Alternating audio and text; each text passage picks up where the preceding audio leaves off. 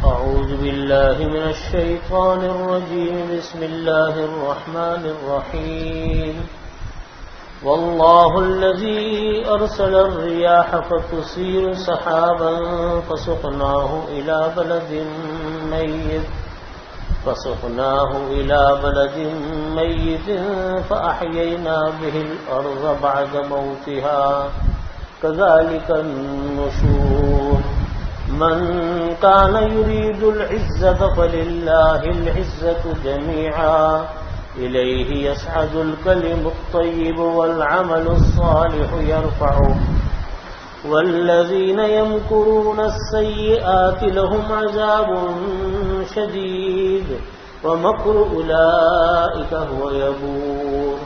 والله خلقكم من تراب ثم من نطفة ثم جعلكم أزواجا وما تحمل من أنثى ولا تضع إلا بعلمه وما يعمر من معمر ولا ينقص من عمره إلا في كتاب إن ذلك على الله يسير.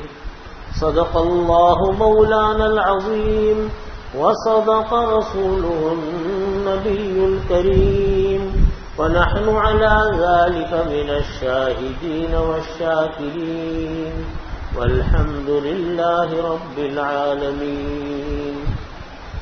بزرگان محترم، برادران عزیز، سورہ فاطر کی آیت نمبر 9 سے درس شروع ہو رہا ہے اور اس میں بھی بیان توحید کا ہے اور آخرت کا اور اعمال صالحہ کا بیان ہے. اللہ رب العزت نے فرمایا واللہ الذی ارسل الریاح فتثیر سحابا فسقناہ الی بلد میت. اللہ تعالیٰ فرماتے ہیں کہ دیکھو اللہ کی جو قدرت ہے وہ اتنی بڑی ہے کہ اللہ تعالیٰ اس بات پر قادر ہے کہ وہ اللہ ہی تو ہے. واللہ الذی، وہ اللہ ہی تو ہے، الذی ارسل الریاح، جو ہواؤں کو بھیجتا ہے، جس نے ہواؤں کو چلایا، فتثیر سحابا، پھر یہی ہوائیں بادل اٹھاتی ہیں. یہ بادل ہمارے اوپر سے جا رہے ہیں. کراچی میں تو ماشاءاللہ سمندر کے کنارے ہم لوگ بیٹھے ہوئے تو ہر وقت بادل اٹھتے رہتے ہیں.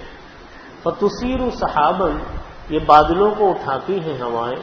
فسقناہ الی بلد میت، پھر یہ بادل، یہ ہوائیں ہانک کر لے جاتی ہیں ان بادلوں کو الی بلد میت، ایک ایسی زمین کی طرف جس زمین میں بارش نہیں ہوئی.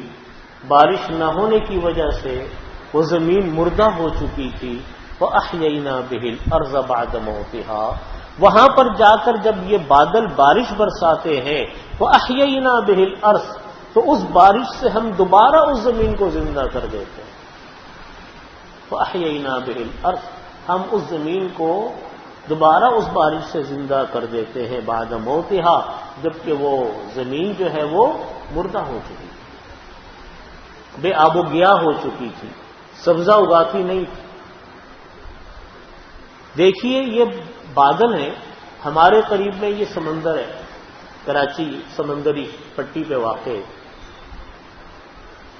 اللہ کی قدرت دیکھیے، اللہ کا نظام دیکھیے. ہم تو پانی پیتے ہیں تو ہمیں تو کبھی خواب و خیال بھی نہیں آتا کہ پانی ہم تک آیا کہاں سے.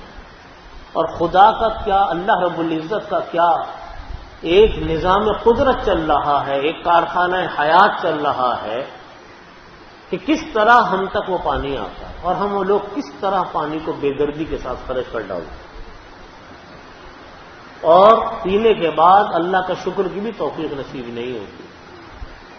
اللہ تعالیٰ فرماتے کہ یہ ہوائیں جو چل رہی ہیں یہ کون چلا رہے ہیں ہوائیں؟ یہ کام کیا کرتی ہیں ہوائیں؟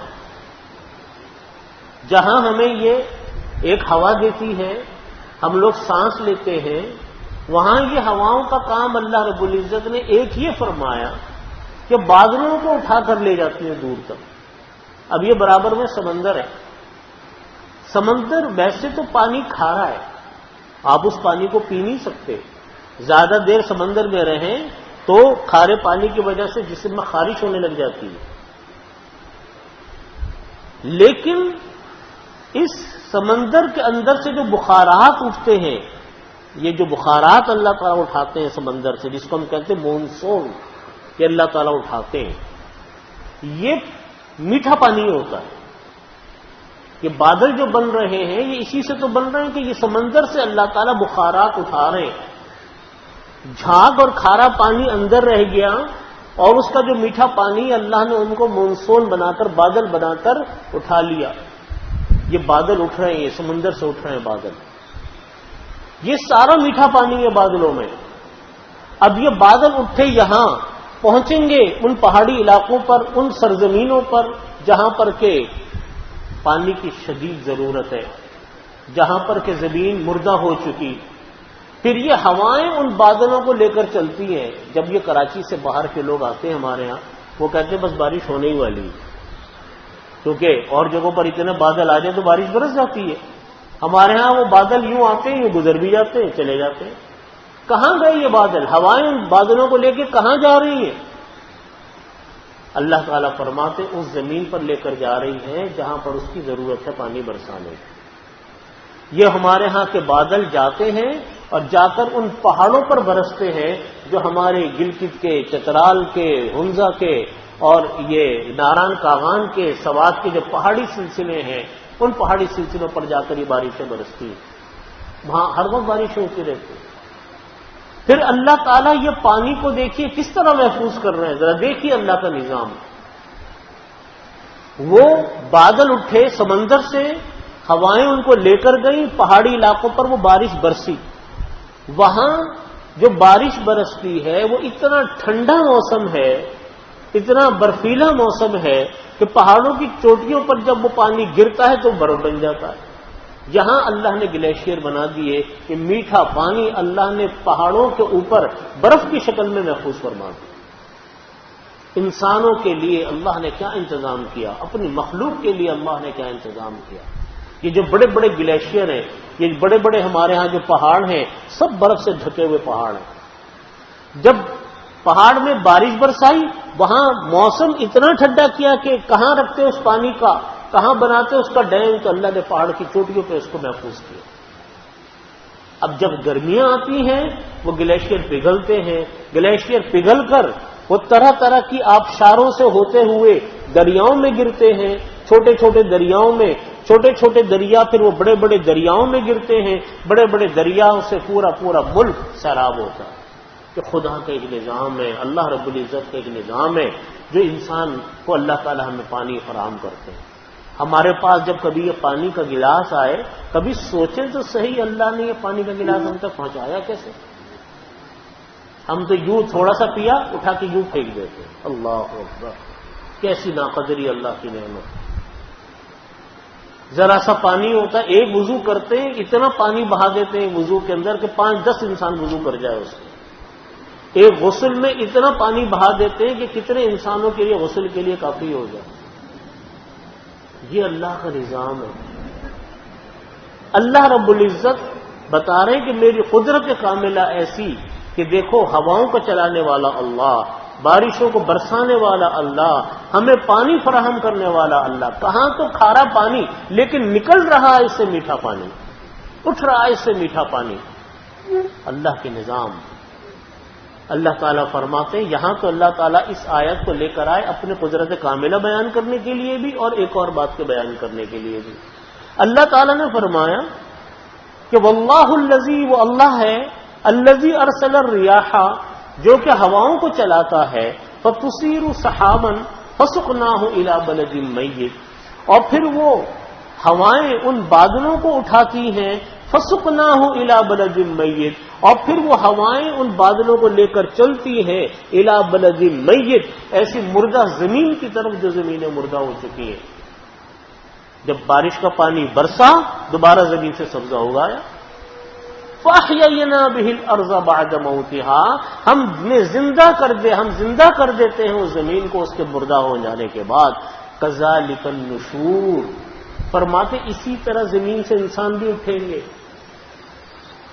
ہم جتنے انسان دنیا پیدا ہوئی اب تک جتنے انسان مرے، آئندہ جتنے انسانوں کی اموات واقع ہوں گی، جس طرح اللہ نے مردہ زمین کو زندہ کیا بارش برسا کے، اللہ تعالیٰ فرماتے جو اللہ اس مردہ زمین کو زندہ کرنے پر قادر ہے، جو اللہ اس مردہ زمین کو دوبارہ زندہ کرے گا، پودے اگائے گا، اسی طرح اللہ ان دوبارہ مرے ہوئے انسانوں کو دوبارہ زندہ کرے گا۔ کذالک النشور، اسی طرح ہوگا دوبارہ اٹھنا۔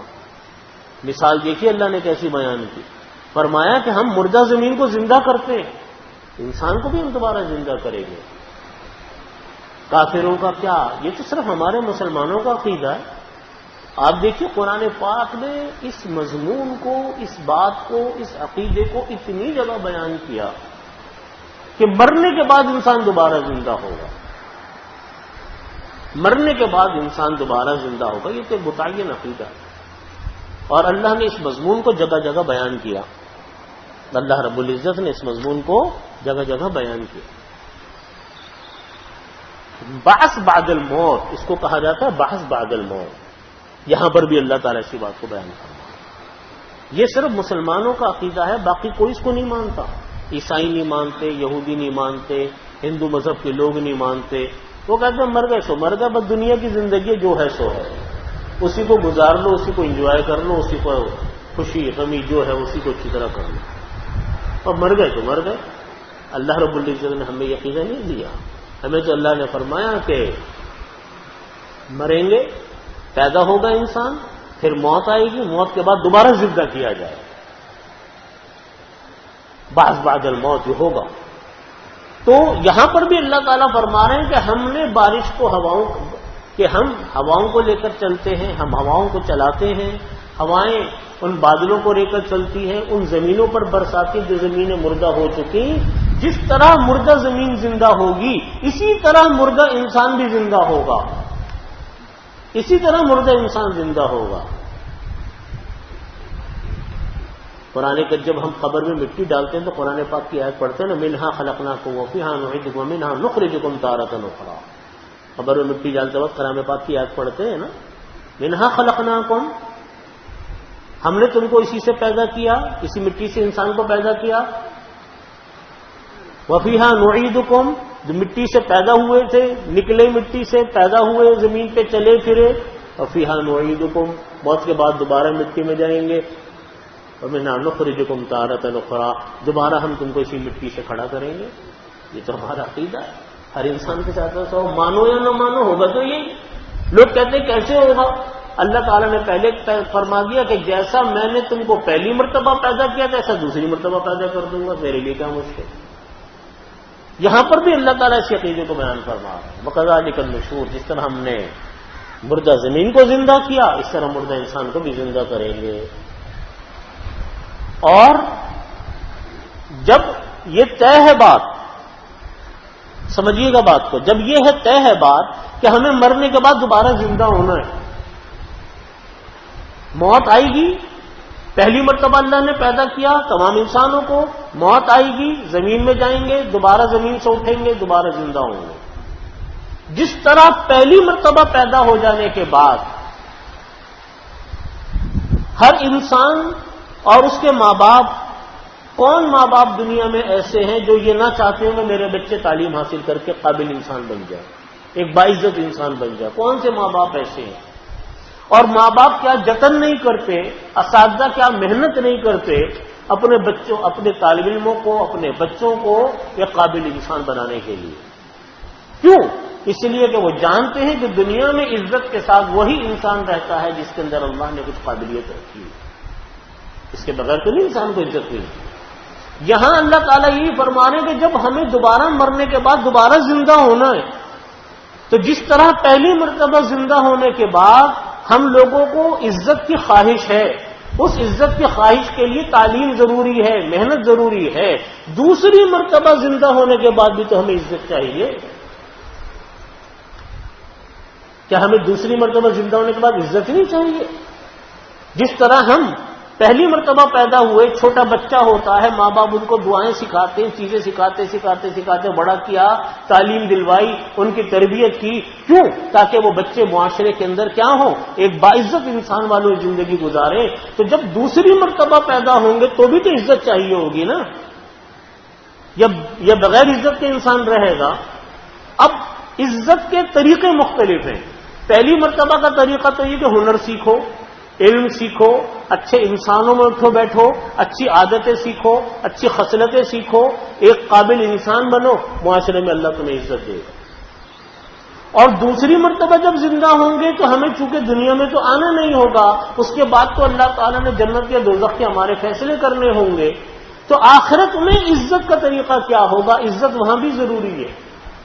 آخرت میں عزت کا طریقہ یہ ہوگا کہ ایمان لاؤ، اعمال صالحہ کرو گے تو آخرت میں عزت ملے گی، اس کے بغیر آخرت میں عزت کا سوال نہیں۔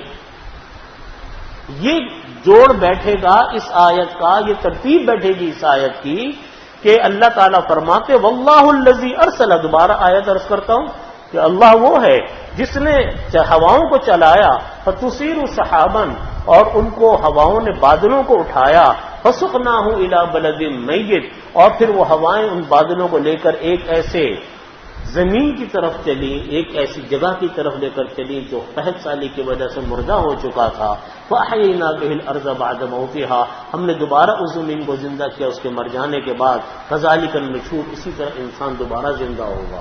جب دوبارہ زندہ ہوگا تو عزت کا طریقہ کیا ہوگا؟ دوبارہ زندگی کے بعد عزت کیسے ملے گی؟ من کان یرید العزت فللہ العزت جمیعا، اللہ تعالیٰ فرماتے جو انسان عزت چاہتا ہے تو سمجھ لو یہ بات، تمام تر عزت اللہ ہی کے ساتھ ہے، ساری عزت اللہ ہی کے پاس ہے، ساری عزت کا سرچشمہ اللہ ہے۔ جو اللہ کی مانے گا، اللہ کے حکم پر عمل کرے گا، ایمان قبول کرے گا، دل سے اس کی تصدیق کرے گا، نیک اعمال کرے گا، اللہ تعالیٰ اس کو اس دنیا میں بھی عزت دیں گے اور اس دنیا میں بھی عزت دیں گے، آخرت میں بھی عزت دیں گے۔ اسی کو فرمایا من کان یرید العزت، جو انسان عزت چاہتا ہے تو اللہ ہی کے لیے ہے تمام تر عزت۔ اب اللہ کے لیے عزت کیسے ہوگی؟ وہ اس طریقے سے اللہ نے فرمایا کہ عزت حاصل کرنے کے دو حصے بیان کیے اللہ نے، دنیا میں بھی عزت، آخرت میں بھی عزت۔ تجربہ کر کے دیکھ لو، اللہ تعالیٰ ان کو ہمیشہ باعزت رکھتے ہیں، ہمیشہ اونچا کر کے رکھتے ہیں جو اللہ کے حکموں کو اونچا کر کے رکھتا ہے، وہ دنیا میں بھی اونچے رہتے ہیں۔ جنہوں نے اللہ کے حکم کو اونچا کیا، جنہوں نے اللہ کے کلمے کو اونچا کیا، جنہوں نے اللہ کی بات کو اونچا کیا، اللہ کے کلام کو اونچا کیا، وہ دنیا اور آخرت دونوں میں اونچے ہو کر رہتے ہیں، اللہ ان کو بڑا کر کے رکھتا ہے۔ جس نے اللہ کی بات کو بڑا کیا، اللہ اس کو بڑا کرتا ہے۔ نعوذ باللہ، جس نے اللہ کی بات کو چھوٹا کیا، اللہ کی بات کو نیچا کیا، اللہ بھی اس کو نیچے کرتے ہیں۔ یہ تو نظام، اسی کو فرمایا الیہ یصعد، اب یہاں یہ دیکھیے اللہ تعالیٰ فرما رہے ہیں کہ دنیا اور آخرت میں عزت کا طریقہ کیا ہے۔ آخرت میں بھی عزت چاہتے ہو تو طریقہ یہ ہے الیہ یصعد الکلم الطیب والعمل الصالح یرفعہ، اللہ ہی کی طرف کلمہ طیبہ چڑھتا ہے۔ کلمہ طیبہ، صاف ستھرا کلام، توحید، یہ اللہ کے پاس جاتی ہے، اللہ کی طرف جاتی ہے۔ والعمل الصالح یرفعہ، اور اعمال صالحہ اس کو بلند کرتا ہے۔ یعنی اچھا کلام جو ہے وہ در حقیقت اللہ تعالیٰ تک پہنچتا ہے اور وہ اللہ تعالیٰ اس کلام کو قبول فرماتے ہیں۔ اور والعمل الصالح، اچھے کلام کی تشریح حضرات مفسرین نے فرمائی، کلمہ طیبہ، توحید، یہ اچھا کلام ہے، دل سے اس کی تصدیق کرنا یہ اچھا کلام ہے، والعمل الصالح یرفع، اور اعمال صالحہ نیک اعمال اس کلمہ طیبہ کو بلند کرتے ہیں. اعمال صالحہ اس کلمہ طیبہ کو بلند کرتے ہیں. یعنی مطلب کہنے کا یہ ہے کہ جو شخص عزت کا، قوت کا طلبگار ہے تو اس کو یہ بات سمجھ لینی چاہیے کہ اللہ کے سوا کسی کے بس میں عزت دینا نہیں ہے. عزت اللہ تعالیٰ دیتے ہیں، اللہ تعالیٰ ہی انسان کو بلند کرتے ہیں، وہی سب کچھ کرتے ہیں. جن چیزوں کو غیر مسلموں نے اپنا معبود بنا لیا، جن چیزوں نے غیر مسلموں نے جن چیزوں کو اپنا خدا بنا لیا، یا جن سے وہ عزت کی توقع کرتے ہیں، جن سے وہ دوستیاں رکھتے ہیں، وہ لوگ کسی کو عزت نہیں دے سکتے. میں نے جیسا عرض کیا کہ اللہ کی جو مانتا ہے اللہ تعالیٰ اس کو بلندی دیتے ہیں. غیر اللہ کی واسطے، غیر اللہ کے خاطر کوئی انسان اگر اللہ کو ناراض کر کے کسی غیر اللہ سے عزت طلب کرنا چاہتا ہے تو یاد رکھیے کوئی کسی کو عزت نہیں دے سکتا. کوئی کسی کو عزت نہیں دے سکتا. عزت صرف اللہ کے ہاتھ ملے گی. ایک حدیث شریف ہے اور یاد رکھنے کی حدیث ہے، ہمیشہ ملحوظ رکھنے کی حدیث ہے کہ نبی کریم صلی اللہ علیہ وسلم نے فرمایا کہ جو کوئی انسان مخلوق کو راضی کرنے کے لیے، انسانوں کو راضی کرنے کے لیے اللہ کو ناراض کرتا ہے، جو کوئی انسان مخلوق کو راضی کرنے کے لیے اللہ کو ناراض کرتا ہے، اللہ تعالیٰ اسی مخلوق کو اس کے اوپر مسلط کر دیتی ہے. ہمارے ہاں بہت سارے لوگ ہوتے ہیں نا جی فلاں آدمی برا مان جائے گا، اچھا چلو یہ کام کر لو. فلاں آدمی خوش ہو جائے گا تو چلو یہ ناجائز اور حرام کام کر لو.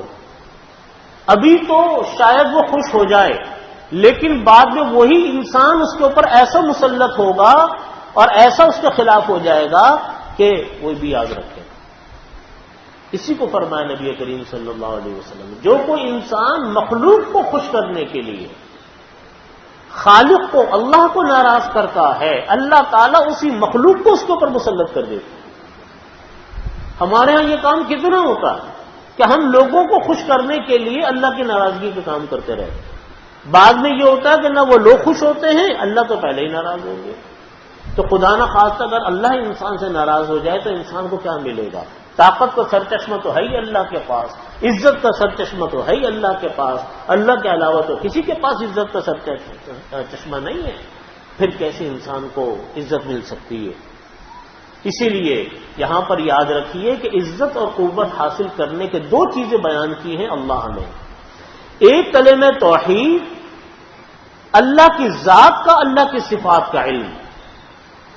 ہمیں معلوم ہونا چاہیے بحیثیت مسلمان کہ اللہ کی ذات کیا ہے، اللہ کی صفات کیا ہیں، اللہ کی قدرت کیا ہے. توحید کا ہمیں مکمل علم ہونا چاہیے. نمبر دو، دوسری چیز اعمال صالحہ، یعنی دل سے ایمان لانا، پھر اس کے مطابق شریعت پر عمل کرنا. اب اگر کوئی آدمی یہ کہے کہ بھائی میں نے دل سے تو میں ایمان لے آیا تھا تو کیا میرا عمل قبول نہیں ہوگا؟ عمل تو قبول ہوگا لیکن مکمل طور پر قبول نہیں ہوگا. عمل اپنے تمام کیفیات کے ساتھ اللہ تعالیٰ اس عمل کو سب تک قبول نہیں فرماتے جب تک وہ اعمال صالحہ نہیں کرتا. ایک آدمی اگر صرف ایمان لائے اور نیک عمل نہ کرے تو آپ کیا کہیں گے کہ کیا اس کی مغفرت نہیں ہوگی؟ نہیں ہوگی اس کی مغفرت، لیکن اس نے جو نیک اعمال چھوڑے، نماز چھوڑی، روزے چھوڑے، حج چھوڑا، زکوٰۃ نہیں ادا کی یا اور کوئی گناہوں کے کام کیے، اپنے اعمال کی سزا بھگتے گا. سزا بھگتنے کے بعد پھر جنت میں جائے گا. تو اس لیے فرمایا حضرت شاہ عبد القادر صاحب رحمۃ اللہ علیہ نے اپنی کتاب موضوع القرآن میں فرمایا کہ حصول عزت کا یہی طریقہ سب سے زیادہ مجرب ہے کہ ایک ہے اللہ کا ذکر، یعنی کلمہ توحید لانا، اس کو دل سے ماننا، نمبر 2 نیک اعمال کرنا، تو فرماتے اللہ تعالیٰ اس کو دنیا اور آخرت کی عزت عطا فرماتے ہیں، اللہ تعالیٰ اس کو دنیا اور آخرت کی عزت دیتے ہیں۔ ایک اور حدیث شریف میں نبی کریم صلی اللہ علیہ وسلم نے فرمایا کہ اللہ تعالیٰ کسی کو بغیر عمل کے اور کسی قول و عمل کو بغیر نیت کے اور کسی قول و عمل اور نیت کو بغیر سنت کی مطابقت کے قبول نہیں فرماتا۔ پتہ چلا کہ ہم جب ایمان لے آتے ہیں، ایمان لانا ٹھیک ہے، یہ بنیاد ہے، ایمان کے بغیر کوئی نیک عمل قبول نہیں ہوگا، لیکن اگر ایمان لانے کے بعد اس نے نیک اعمال نہیں کیے تو اس کا مطلب یہ ہوا کہ نیک اعمال تو نہیں کیے، اس کا مطلب یہ ہوا کہ اس کے اعمال میں نقص رہ گیا، اس کے اعمال میں کمی رہ گئی۔ مکمل قبولیت اس وقت ہوتی ہے جب ایمان کے ساتھ ساتھ نیک اعمال بھی کیے جائیں۔ نیک اعمال کا مطلب ہے فرائض و واجبات کا اہتمام، بنیادی سب سے زیادہ ثواب فرض نماز کا، سب سے زیادہ ثواب فرض روزے کا، سب سے زیادہ ثواب زکوٰۃ کا، سب سے زیادہ ثواب حج کا، فرائض ہے۔ سنتیں نوافل وہ بعد میں، نفلی روزے بعد میں، صدقات بعد میں، پہلے زکوٰۃ ہے، ثواب بھی اس کا زیادہ، ضروری بھی وہ ہے، عمرے بعد میں، سب سے پہلے کیا ہے؟ حج ہے۔ تو پہلے فرائض، تو ایمان کے بعد اعمال صالحہ میں فرائض و واجبات اور محرمات سے اجتناب، حرام کاموں سے اجتناب، یہ بنیاد ہے۔ اگر پھر کوئی حرام کام ہو گیا، اس کے قضا کفارہ ہے وہ ادا کرے، اگر قضا کفارہ کے ہے ادا کرنے کے بعد اللہ سے استغفار کرے، اور قضا کفارہ نہیں ہے تو ویسے ہی استغفار کرے اللہ سے، کیونکہ اللہ تعالیٰ کے ہاں گناہ بعض وہ ہوتے ہیں ان کی قضا بھی ہوتی ہے، پھر معافی مانگی جاتی ہے، پہلے قضا کرو معافی مانگو۔ بعض گناہ وہ ہوتے ہیں کہ قضا اور کفارے دونوں ہوتے ہیں، نماز ہے قضا ہو گئی تو قضا ہوگی، کفارہ نہیں ہوگا، لیکن روزہ اگر توڑ دیا جان بوجھ کر، قضا بھی ہے کفارہ بھی ہے۔ بعض گناہ وہ ہوتے ہیں کہ نہ قضا ہے نہ کفارہ، بس اللہ سے توبہ استغفار ہے، کوئی گناہ ہو گیا تو گناہ کوئی بھی ہو کیسا بھی ہو اس کی معافی مانگے، قضا ہے یا کفارہ ہے یا دونوں ہیں، ان کو ادا کر کے معافی مانگے، اللہ تعالیٰ اس کی معافی کو قبول فرماتے ہیں۔ یہ اللہ کا وعدہ کہ جب قرآن حدیث شریف میں بھی نبی کریم صلی اللہ علیہ وسلم نے ارشاد فرمایا التائب من الذنب کمن لا یغفر له، التائب من الذنب کمن لا یغفر له، کہ توبہ کرنے والا انسان، گناہوں سے توبہ کرنے والا انسان وہ ایسا ہوتا ہے کمن لا ذنب له، جیسا کہ اس کا کوئی گناہ تھا ہی نہیں، بشرط یہ کہ توبہ سچے دل سے مانگے، سچے دل سے توبہ مانگے، اور توبہ اپنے گناہوں پر نادم ہو، اپنے گناہوں کے اوپر شرمسار ہو۔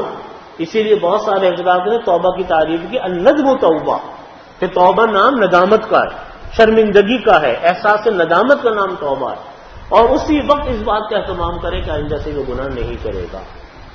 اسی لیے یہاں پر اللہ رب العزت یہ فرما رہے ہیں کہ انسان کو جب عزت چاہیے، آخرت میں بھی تو عزت چاہیے، اس عزت کا طریقہ یہ ہے کہ کلمہ طیبہ پڑھے، وہی کلمہ طیبہ انسان کو چڑھاتا ہے، وہی کلمہ طیبہ انسان کو بلند کرتا ہے، اور اعمال صالحہ اس کو اوپر لے کر جاتے ہیں، اعمال صالحہ اس انسان کو بلند کرتے ہیں۔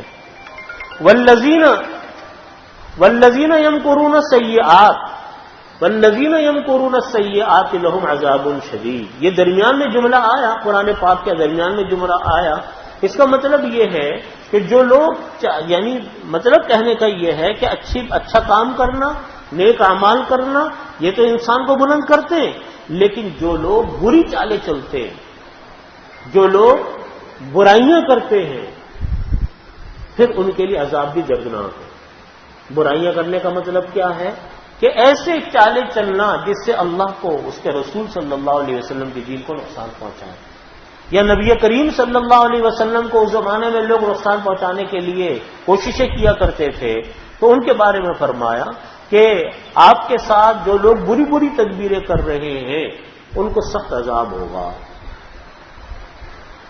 بری بری تدبیریں کا مطلب کیا ہے کہ نبی کریم صلی اللہ علیہ وسلم کو نقصان پہنچانا چاہتے ہیں، یا آج بھی اسلام کے خلاف کوئی لوگ اگر بری بری تدبیریں کرتے ہیں، مسلمانوں کو اور اہل اسلام کو نقصان پہنچانا چاہتے ہیں، تو اللہ تعالیٰ فرماتے ہیں کہ اس کا نتیجہ ذلت کی صورت میں نکلے گا۔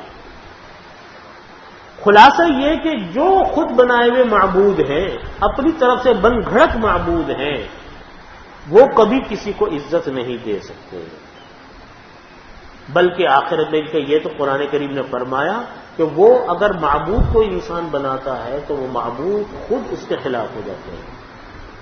سَيَكْفُرُونَ بِعِبَادَتِهِمْ وَيَكُونُونَ عَلَيْهِمْ ضِدًّا، قرآن کریم نے فرمایا کہ جو ان کے معبود ہیں وہ ان کے خلاف ہو جائیں گے۔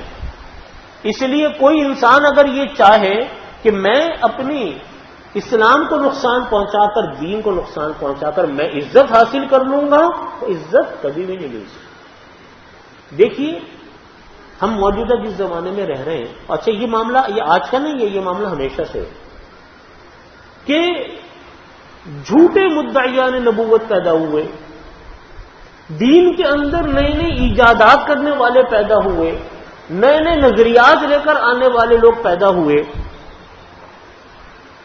اور ہم بھی دن رات ایسے لوگوں کے بارے میں پڑھتے رہتے ہیں کہ صاحب فلاں آدمی نے یہ اسلام کی تشریح کی، قرآن کی تشریح کی، حدیث کی تشریح کی، جو کہ در حقیقت اسلام سے مطابقت رکھتی نہیں ہے۔ تو ایسے لوگ آتے رہتے ہیں، یہ اصل میں تدبیریں ہوتی ہیں غیر مسلموں کی جو نقصان پہنچاتی رہتی ہے اسلام کو لانے والوں کو اور اہل اسلام کو۔ تو ایسے لوگوں کی فالوئنگ بھی ہو جاتی ہے، بہت سارے لوگ ان کے پیروکار بھی ہو جاتے ہیں، ان کا بعض اوقات چرچا بھی ہو جاتا ہے، بعض اوقات پورا ملک ان غیر مسلموں ان غلط نظریات کے لوگوں کے حوالے بھی ہو جاتا ہے۔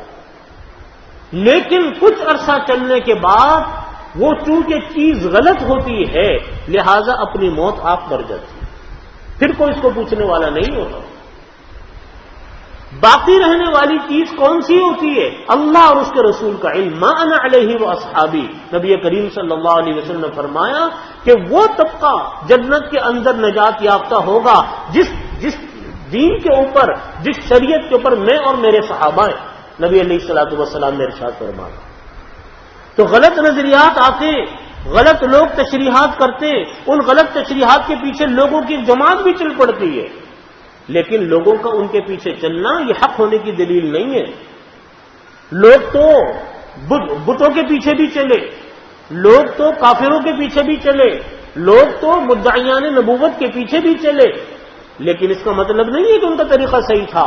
صحیح طریقہ کچھ عرصے تک وہ اپنے جوہر دکھا کر، کرتب دکھا کے اپنی موت آپ مر جاتے ہیں، سب ختم ہو جاتے ہیں۔ میں آپ کو نظام دنیا کے آتے رہتے ہیں۔ سوشلزم آیا، چھوٹی سی مثال دیتا ہوں، سوشلزم آیا، جو یہ وہ طبقہ تھا جو یہ کہتا تھا کہ خدا کا منکر تھا، خدا کو ہی نہیں مانتے تھے۔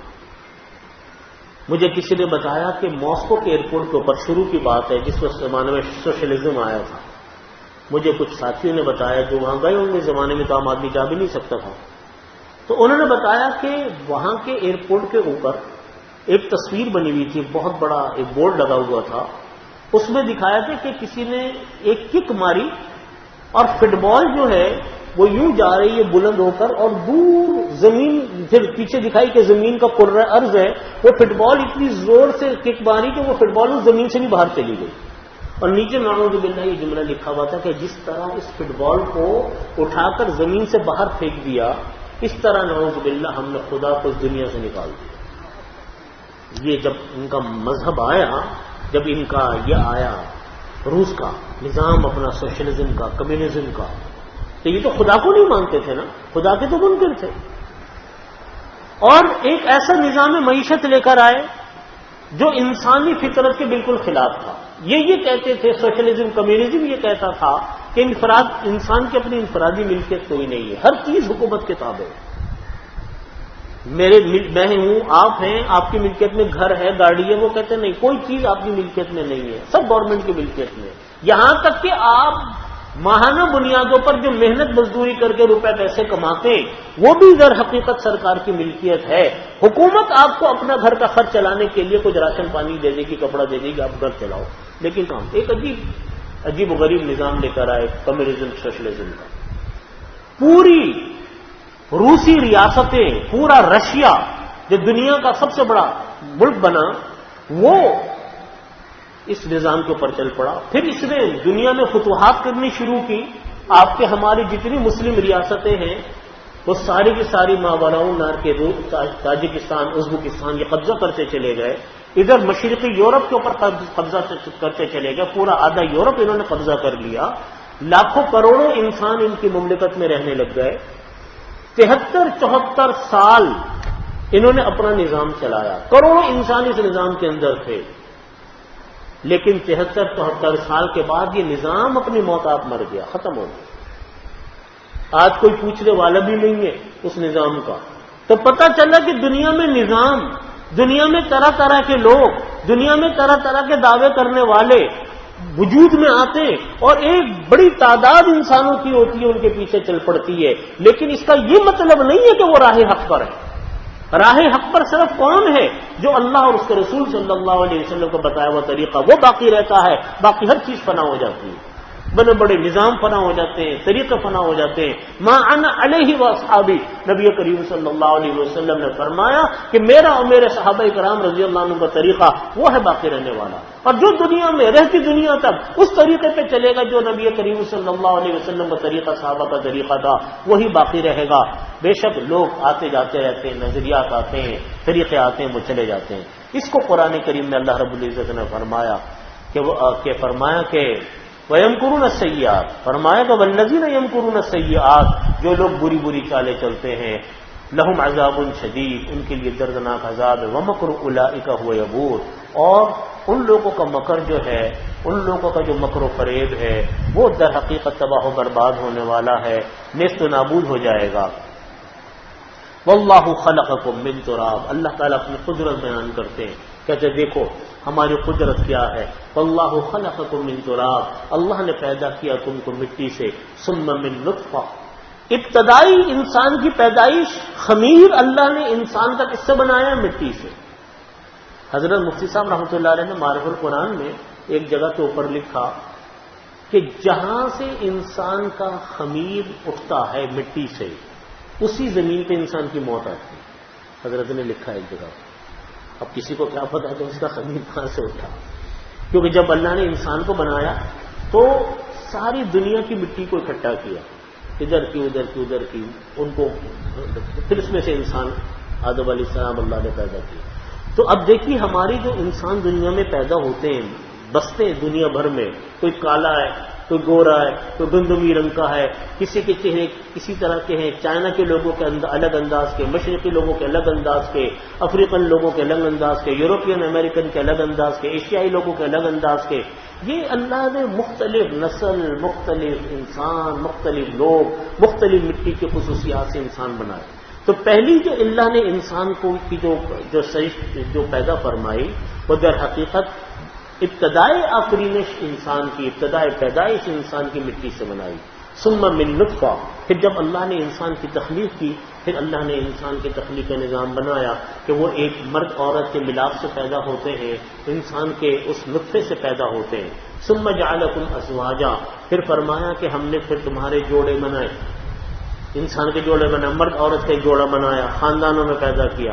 وما تحمل من انثى ولا تضع الا بعلمه, عورت جو حمل عورت کو ہوتا ہے, جس سے بچوں کی پیدائش ہوتی ہے, وہ جو حمل ہوتا ہے اور پھر اس حمل کے بعد جو اور بچہ پیدا ہوتا ہے, سب کچھ اللہ کے علم میں, سب کچھ اس کی مشیت کے ساتھ ہے, سب کچھ اس کی قدرت کاملہ کے ساتھ.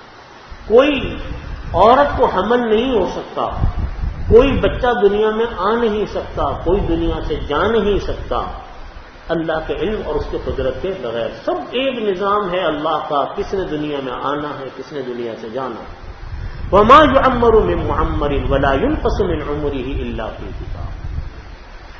وما يعمر من معمر, جس انسان کی کوئی عمر ہوتی ہے, کوئی عمر بڑھنے والا, جب کوئی بڑی عمر والا, یعنی ولما يعمر, نہیں کوئی عمر پاتا، میں معمر کوئی بڑا عمر والا آدمی، جو بھی عمر وہ پاتا ہے، ولا ينقص من عمره، اور کسی کی کوئی عمر اگر کم ہوتی ہے، الا فی کتاب، سب اللہ کی تقدیر میں لکھا ہوا ہے۔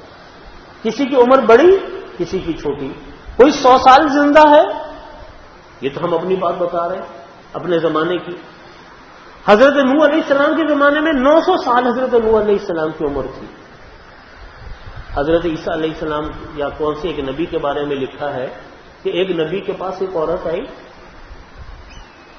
انہوں نے آ کر کہا کہ پتہ نہیں کیا بات ہے کہ میرے بچے بڑی کم عمری میں مر جاتے ہیں، بہت چھوٹی عمر ہوتی ہے، میرے بچے مر جاتے ہیں، میرے بچے باقی نہیں رہتے، تو آپ میرے لیے دعا کر دیں کہ میرے بچوں کی زندگی اچھی ہو جائے، عمر اچھی ہو جائے۔ تو انہوں نے پوچھا بہن تیری بچوں کی عمر ہوتی کتنی ہے جس میں تمہارے بچوں کا انتقال ہوتا ہے؟ اس نے کہا 250 سال جب میرے بچوں کی عمر ہوتی ہے میرے بچوں کا انتقال ہو جائے۔ تو انہوں نے حضرت ان نبی نے یہ فرمایا کہ تم تو 250 سال کے اوپر پریشان ہو اپنے بچوں کے لیے، آخری نبی آخر الزمان جب دنیا میں تشریف لائیں گے تو ان کی عمروں کا اوسط 60-65 سال ہوگا، 60 سے 70 سال ہوگا۔ جب آخری نبی آئیں گے تو ان کی امت کا اور اوسط کتنا ہوگا؟ 60 سے 70 سال کے درمیان۔ خود نبی کریم صلی اللہ علیہ وسلم کی عمر مبارک 63 سال تھی۔ تو وہ بڑی حیران ہوئی، کہہ رہے اچھا اتنی کم عمر ہوگی آخری نبی کی امت میں؟ تو پھر تو وہ رہنے کے لیے گھر بھی نہیں بناتے ہوں گے، ان کو گھر بنانے کی کیا ضرورت ہے رہنے کے لیے؟ تو اللہ تعالیٰ نے عمروں کا ایک تناسب رکھا ہے، پہلے کتنی تھی اب اتنی ہے۔ اب ہم اپنے زمانے میں کہتے ہیں کہ صاحب ایک آدمی کی عمر 100 سال ہوگی، جو کہ ہمارا شاذ و نادری کوئی لاکھوں میں کوئی ایک ہو تو ہو، تو وہ بھی نہیں ہوتا۔ یہ جو عمر بڑھتی ہے جس کو ہم کہتے ہیں اس کی عمر زیادہ ہے اور کسی کی عمر بڑی کم ہے، یہ سب کچھ اللہ تعالیٰ فرماتے ہیں ہم نے تقدیر میں لکھ دیا ہے۔ اور چنانچہ روایات میں آتا ہے کہ جب کوئی بچہ جب ماں کے پیٹ میں ہوتا ہے، ماں حمل سے ہوتی ہے، اور چوتھے مہینہ جب حمل کا شروع ہوتا ہے، جس مہینے میں بچے میں روح پڑتی ہے، جب اللہ تعالیٰ بچے میں روح ڈالتے ہیں چوتھے مہینے میں، اللہ تعالیٰ فرشتوں سے فرماتے ہیں کہ اس کے بارے میں کچھ باتوں کو لکھ لو۔ وہ تقدیر لکھی گئی اس بچے، وہ ہم نے سر سب کا یہ کون دنیا میں انسان ایسا نہیں۔ نمبر 1، کتنے سانس زندہ رہے گا، سب بتائیے کتنے سانس زندہ رہے۔ نمبر 1 کتنا، اب یہ جو ہمارے سانس چل رہے ہیں نہیں، مثلا ایک آدمی کی عمر اللہ نے لکھ دی 70 سال، مثال دے رہا ہوں۔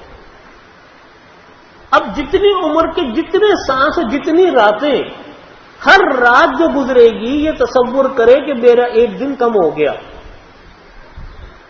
یہ جو سانس ہم اور آپ ہر انسان ہر جاندار لیتا ہے، یہ ٹائمر لگے ہوئے ہیں، یہ سانس کی گنتی ہو رہی ہے۔ جتنے سانس لے لیے اتنے سانس کم ہو گئے، جتنے سانس باقی ہیں اتنے باقی ہیں۔ تو پہلی چیز فرمائی کتنے سانس زندہ رہے گا، دوسری چیز فرمائی کہ کتنا رزق اس کو دیا جائے۔ کوئی کسی کا رزق نہیں لے سکتا، ہر آنے والی جان، ہر آنے والی روح اپنے ساتھ رزق خود لے کر آئے۔ ہم کہتے ہیں بچوں کو کیسے پالیں گے، تو ہم کہاں پالتے ہیں؟ کس نے کہہ دیا کہ ہم پالتے ہیں؟ کس نے کہہ دیا کہ ہم رزق دیتے ہیں بچوں کو؟ کہاں سے ہمارے دماغ میں آیا کہ ہم رزق دیتے ہیں؟ رزق تو اللہ دیتا ہے، رزق کی تو ذمہ داری اللہ کی ہے، رزق اللہ دیتا ہے۔ تو کتنا رزق اس کو دیا جائے گا یہ اللہ تعالیٰ نے لکھ دیتے ہیں۔ کوئی کسی کا رزق نہ کم کر سکتا نہ بڑھا سکتا، نہ کوئی کسی کی زندگی کم کر سکتا نہ کوئی کسی کی زندگی بڑھا سکتا۔ ایک دن پہلے کوئی کسی کو قبر میں نہیں اتار سکتا، ایک دن کوئی لیٹ نہیں کر سکتا۔ نہ دنیا میں کوئی ایسی دوا ایجاد ہوئی، نہ دنیا میں کوئی ایسی کسی کے پاس طاقت آئی کہ کوئی کسی کو ایک دن پہلے قبر میں اتار دے یا ایک دن بعد قبر میں لے جائے، ایسا نہیں ہو سکتا۔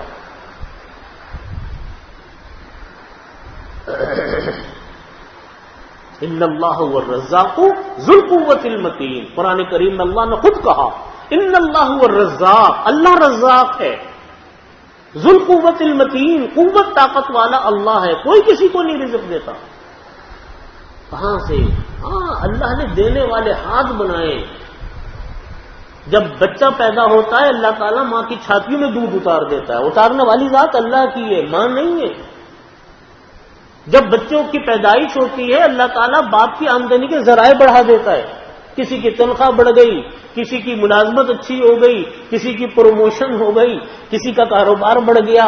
آدمی سوچتا ہے کہ میں نے کمال کیا، یہ نہیں دیکھتا کہ ایک روح میرے پاس آئی ہے، ایک جان اللہ نے میرے پاس بھیجی ہے، اب مجھے اس کی تربیت کرنی ہے، اس کی پرورش کرنی ہے، اس کا رزق آیا۔ رزاق تو اللہ ہے، رزاق ماں باپ نہیں ہے۔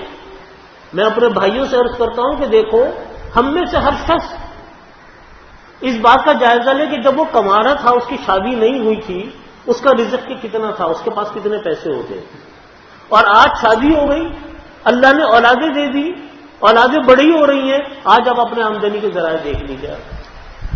کیا پہلے ہمارا پیسے ہی تھے جیسے آج ہے؟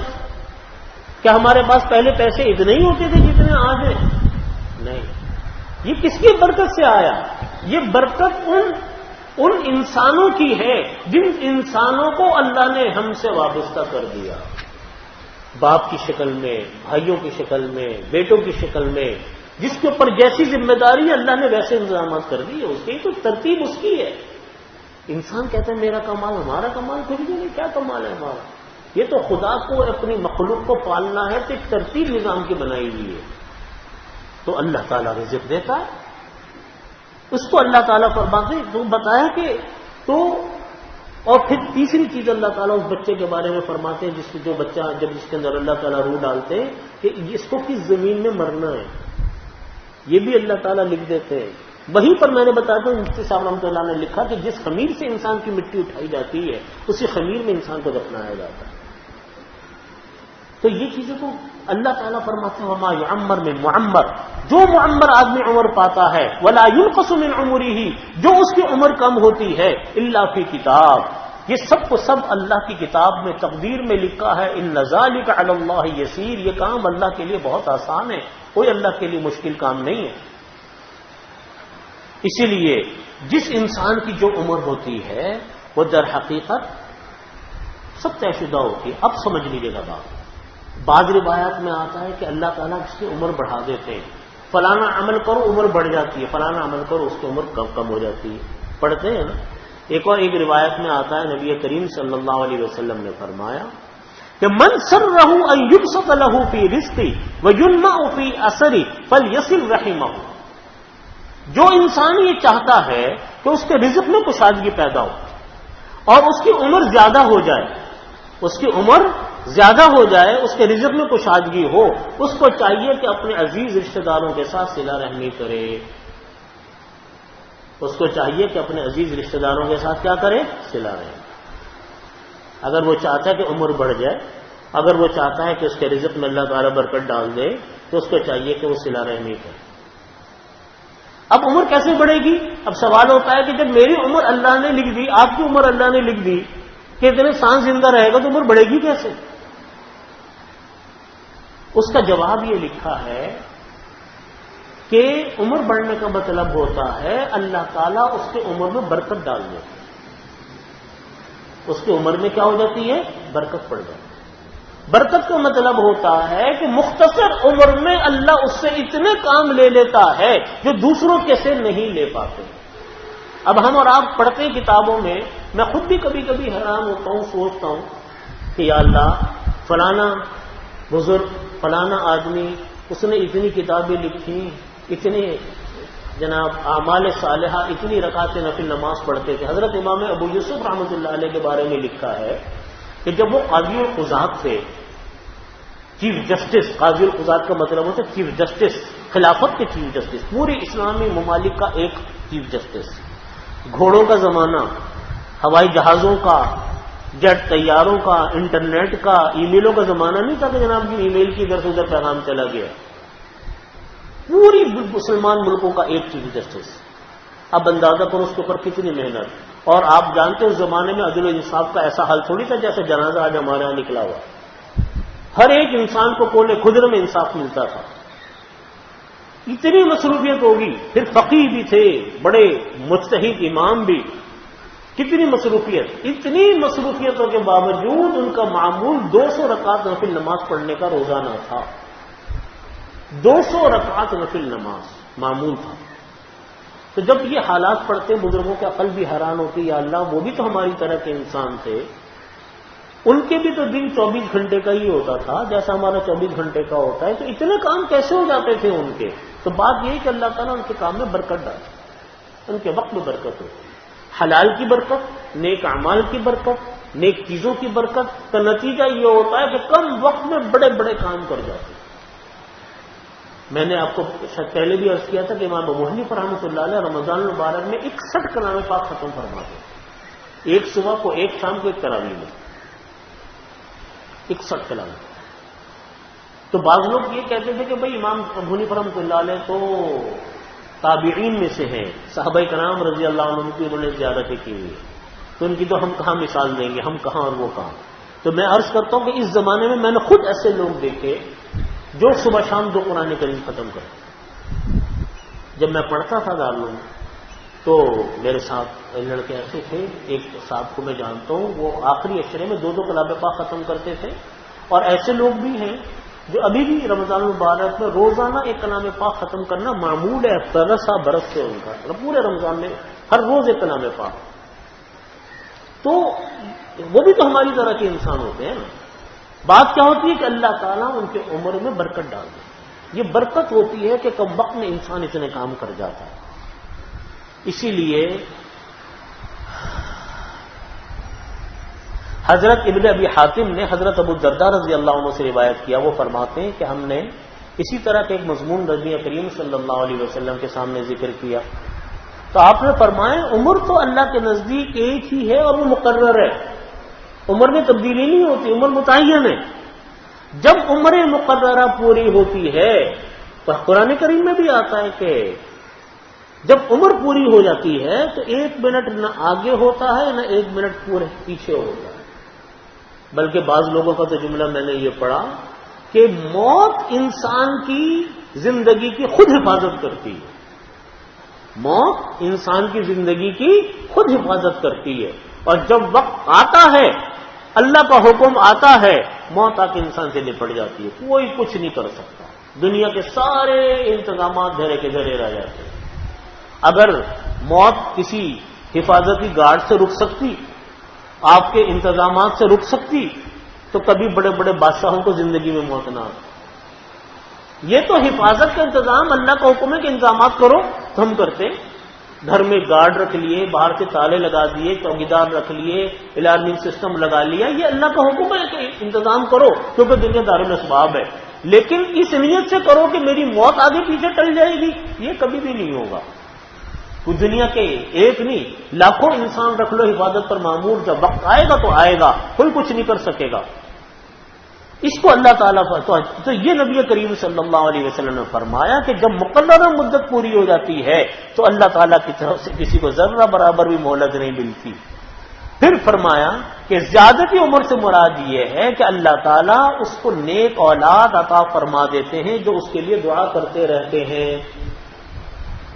عمر میں برکت کا ایک مطلب کیا کہ انسان کو نیک اولاد ملتی ہے جو اس کے لیے دعا کرتی رہتی ہے. اگرچہ یہ شخص نہ دنیا میں نہیں ہوتا لیکن اس کی اولادیں اس کے لیے دعا کرتی رہتی ہیں, اس کی اولادیں نیک کام کرتی رہتی ہیں جس کا ثواب اس کو قبر میں بھی ملتا رہے گا. اس کا مطلب یہ ہوا کہ مرنے کے بعد بھی وہ ان کو فائدہ پہنچاتے رہتے ہیں. اگر خود زندہ ہوتا تو جتنے نیک اعمال کرتا اتنے نیک اعمال تو اس کی اولاد کی وجہ سے اس کو قبر میں پہنچ جاتے. یہ ہوتی ہے عمر میں برکت. خود تو عمر اتنی ہے جتنی اللہ نے لکھی, لیکن نیکیوں کا ثواب, نیکیوں کا سلسلہ مرنے کے بعد بھی قبر میں جا رہا ہے, یہ ہے عمر میں برکت. حدیث شریف میں فرمایا نبی کریم صلی اللہ علیہ وسلم نے, انسان مرنے کے بعد آخرت میں ہوگا, اچانک اس کا درجہ بلند ہو جائے گا. اچانک اس کا درجہ کیا ہوگا؟ بلند ہو جائے گا. وہ کہے گا یا اللہ انا حاضر, یہ کیا ہوا جی, میرے درجہ کیسے بلند ہو گیا, میں تو مر گیا تھا, میں نے تو کوئی نیک عمل نہیں کیا. اللہ تعالیٰ فرمائیں گے پرواہ مت کر, تیری اولاد پیچھے ہے, وہ تیرے لیے دعائیں کر رہی ہے. میں اسی لیے اپنے بھائیوں کو عرض کرتا ہوں، اپنی بہنوں کو کہتا ہوں، خواتین سے، مردوں سے میری درخواست یہ ہوتی ہے کہ دیکھو اپنی اولاد کی دینی تعلیم و تربیت کا اتنی ہی فکر کرو جتنی دنیا کی تعلیم و تربیت کا ہمارا فکر کرتے ہیں۔ دنیا کی ایجوکیشن کا جتنا ہمارے ہاں اہتمام ہے اتنی دینی تعلیم کا بھی اہتمام کرو، تاکہ کل یہ بچے آپ کے اور ہمارے لیے ذخیرہ آخرت بن سکیں۔ اگر آج ہم نے اپنے بچوں کو صحیح کلام پاک پڑھنا نہیں سکھایا، دینی آداب نہیں سکھائے، ان کو حلال و حرام کی تمیز کرنی نہیں سکھائی، تو ہمارے مرنے کے بعد کون قبروں پر آ کر پڑھے گا؟ کیا کرائے کے لوگ لے کر آئیں گے کہ ہم جتنے پیسے دیں گے قل واللہ پڑھ دو؟ کیا سوچا ہم نے اپنے مستقبل کے بارے میں؟ آج ہمارے ہاں بچوں کو قرآن کریم نہیں پڑھنا آتا۔ جب بچے قرآن کریم سیدھا نہیں پڑھ سکیں گے تو قبروں پہ آ کے کون پڑھے گا؟ کون آپ کے لیے اور ہمارے لیے ایصال ثواب کرے گا؟ اس کو نبی کریم صلی اللہ علیہ وسلم نے فرمایا کہ اس سے مطلب ہے کہ یہ اس کی عمر بڑھ گئی۔ دوسرا مطلب یہ فرمایا کہ عمر میں برکت بڑھ جاتی ہے، کام اس کی عمر میں بہت سارے ہو جاتے ہیں۔ اللہ تعالی ہمیں اس کی فکر کی توفیق عطا فرمائے۔ وآخر دعوانا الحمدللہ رب العالمین۔ یہ مطلب ہے اس آخری آیت کا جو میں نے آپ کے سامنے ابھی تلاوت کی، اور یہ جو آج ہم نے آیت پڑھی ہے یہ آیت نمبر 11 تک آج ہم پہنچے ہیں سورہ فاطر کی۔ اللہ تعالی ہمیں اس پر عمل کی توفیق عطا فرمائے اور قرآن کریم کو پڑھنے کی، سمجھنے کی، عمل کرنے کی توفیق عطا فرمائے۔ قرآن کریم کو یا اللہ ہماری زندگی میں رچا بسا دے۔ اللہم صلی علی محمد وعلی آل محمد کما صلیت علی ابراہیم وعلی آل ابراہیم انک حمید مجید۔ کوئی شہباز علی صاحب کا بیٹا آئی سی یو میں ہے، اس کے لیے دعا کے لیے پرچہ آیا۔ اللہ تعالی شہباز علی صاحب کے بیٹے کو مکمل صحت عطا فرما، تندرستی عطا فرما، صحت عطا فرما۔ حضرت ڈاکٹر عبدالرزاق صاحب سکندر بیمار ہیں، ان کی صحت کے لیے دعا فرمائیں۔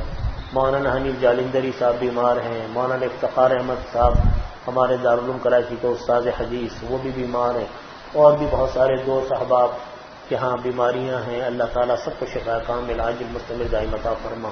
اللہم صلی علی محمد وعلی آل محمد کما صلیت علی ابراہیم وعلی آل ابراہیم انک حمید مجید۔